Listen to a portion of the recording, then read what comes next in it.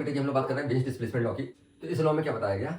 It states that the wavelength corresponding to which energy emitted by a black body is maximum is inversely proportional to the absolute temperature।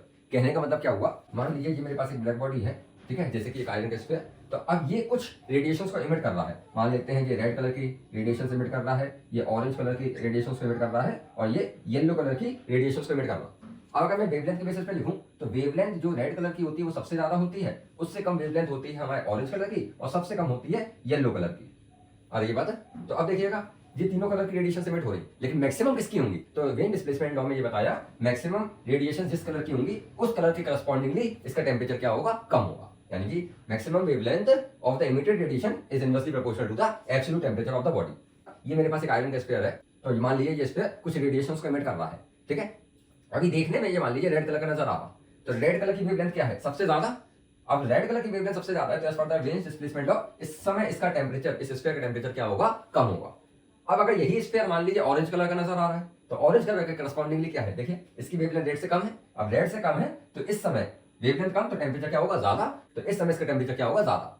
तो एक iron का sphere हमें red colour का नजर आ रहा और एक ऑरेंज कलर का नजर आ रहा, तो इस समय टेम्परेचर किसका ज्यादा होगा? जिसकी वेवलेंथ कम वेवलेंथ किसकी है? ऑरेंज की। तो ऑरेंज वाले के समय उसका टेम्परेचर क्या होगा? ज्यादा होगा। सिमिलरली अगर मान लीजिए वो है ना येलो कलर का नजर आ रहा, तो येलो की वेवलेंथ क्या है? और कम है, और येलो की वेवलेंथ कम, इसका मतलब उसका टेम्परेचर और ज्यादा। तो out of the three spheres अगर एक का कलर रेड है, एक का ऑरेंज है और एक का येलो है, तो येलो वाले का टेम्परेचर क्या होगा? सबसे ज्यादा। उससे कम किसका होगा? ऑरेंज वाले का। उससे कम किसका होगा? रेड वाले का। कैसे पता चला? As per the Wien's displacement law, क्योंकि wavelength of the red colour सबसे ज्यादा तो उसका टेम्परेचर सबसे कम। वेवलेंथ यहाँ पे येलो कलर की सबसे कम, इसका मतलब उसका टेम्परेचर सबसे ज्यादा। इसी के करस्पॉन्डिंगली हम लोग ने क्या बनाया है? एक ग्राफ बनाया है, जो ग्राफ प्लॉट किया गया between the wavelength and the intensity of the emitted radiations, ठीक है। तो अब देखिएगा यहाँ पे टेम्परेचर T1 है, यहाँ T2 है और T3 है। T3 is greater than T2 which is greater than T1, यानी सबसे कम टेम्परेचर T1 का है, फिर T2 का है, फिर T3 का है। इसके करस्पॉन्डिंगली अगर ग्राफ बनाते हैं तो हमें जो मैक्सिमम वेवलेंथ मिल रही है वो यहाँ पे मिल रही है लैम्डा m।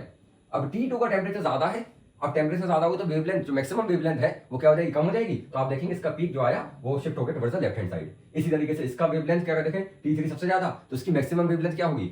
कम होगी। तो इसका जो पीक था वो और कम, यानी कि लेफ्ट हैंड साइड में शिफ्ट हो गया। तो this is all about the wave displacement law. I hope आपको बात समझ में आई होगी। अगर बात समझ में आई है तो please do like the video, share the video and subscribe the channel. Thank you बेटा।